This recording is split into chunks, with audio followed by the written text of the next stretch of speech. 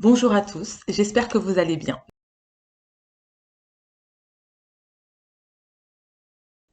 Le français est une langue complexe et faite de beaucoup d'irrégularités et beaucoup d'instabilité. Par exemple, si on prend simplement l'observation des nombres, lorsque vous êtes donc de 1 à 16, vous avez des nouveaux mots.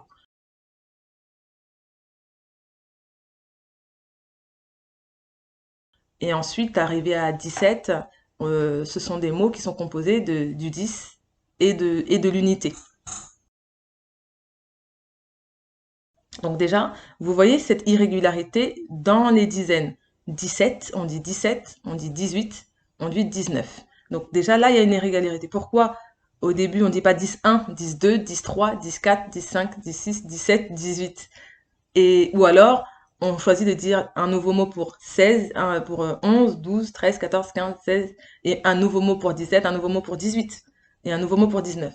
Soit choisir l'un, soit choisir l'autre. Ils ont choisi les deux. Pire encore, au niveau des vingtaines, vous allez avoir des nouveaux mots. 20, 30, 40, 50, 60.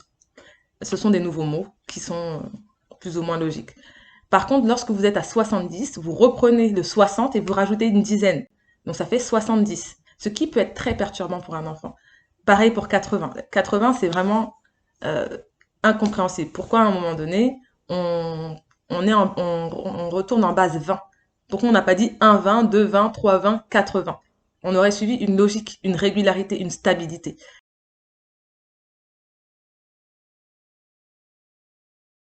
Mais là, on est dans l'instabilité. D'abord, on fait 10, 20, 30, 40, 50, 60, et ensuite on est dans 70, donc on rajoute le 10 derrière.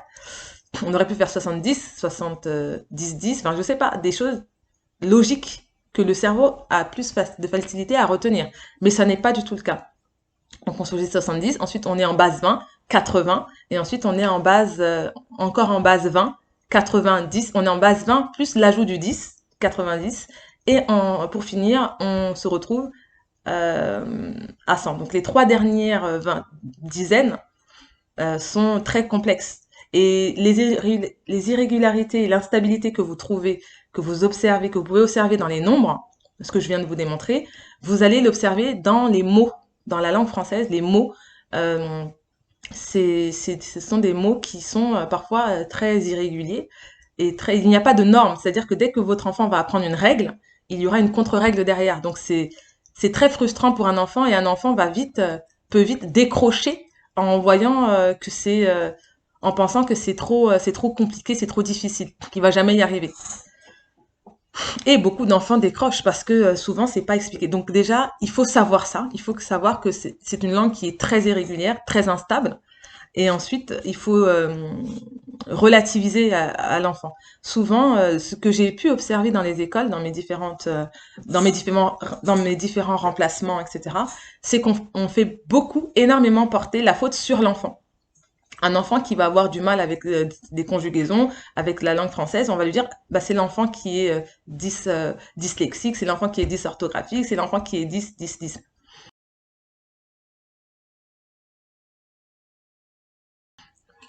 Alors que il y a énormément de complexité dans la langue, ce qui ne permet pas une mémorisation fluide. C'est pas logique en fait, ça, ce n'est pas naturel. Quand vous allez dans d'autres langues, si vous prenez des langues africaines, par exemple, si je prends juste le Lingala, vous allez voir Mokomi Balemi Satomine, donc un nouveau mot pour les unités.